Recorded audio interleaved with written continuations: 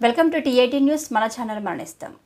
Ramagundam police commissionerate Peddapalli zone Godavarikhani 2 town పోలీసులు 11A mine stage వద్ద వాహనాల తనిఖీ చేపట్టారు. అటువైపుగా వస్తున్న కార్లను ఆపి తనిఖీ చేయగా అందులో 96.770 కిలోల ఎండు గంజాయిని గుర్తించి స్వాధీనం చేసుకుని విచారించగా ఉత్తరప్రదేశ్ రాష్ట్రానికి చెందిన ఉదయ్ వీర్, ఒరిస్సా రాష్ట్రానికి చెందిన కేశవ్ కర, సోమనాథ్ కర, రాజస్థాన్ రాష్ట్రానికి చెందిన రాజ్ లోధి సంజు అనువారు ఒక ముఠాగా ఏర్పడి గంజాయిని తరలిస్తున్నారని తెలిపారు.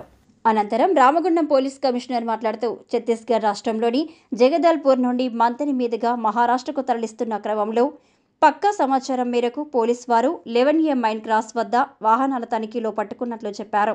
పట్టుబడిన 96.770 కిలోల గంజాయి విలువ 48,38,000 రూపాయలు ఉంటుందని, గంజాయి రహిత కమిషనరేట్గా మార్చడానికి రామగుండం కమిషనరేట్ పోలీసు వినూత్న కార్యక్రమాలు చేపడుతూ ప్రజల్లో చైతన్యం కల్పిస్తూ అవగాహన కల్పించడం జరుగుతుంది. కమిషనరేట్ పరిధిలో గంజాయి అక్రమ రవాణాపై స్పెషల్ డ్రైవ్లు, నార్కోటిక్ జగిలాలతో తనిఖీలను చేపడుతూ గంజాయి రవాణాపై ఉక్కుపాదం మోపడం జరుగుతుందన్నారు. గంజాయి అక్రమ రవాణాపై గతంలో గంజాయి కేసులలో నిందితులుగా ఉన్న వారిపై నిఘా ఉంచి గంజాయి కిట్ల సహాయంతో యూరిన్ టెస్టులు నిర్వహించి గంజాయి సేవించే వారిని, వారికి గంజాయి అందించే వారిని గుర్తించి కేసులు నమోదు చేస్తున్నామన్నారు.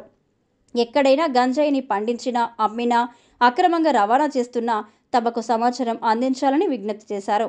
ఈ ముఠాను పట్టుకోవడంలో చాకచక్యంగా వ్యవహరించిన special branch Ramagundam task force Godavarikhani 2 town police సిబ్బందిని పోలీస్ కమిషనర్ అభినందించారు.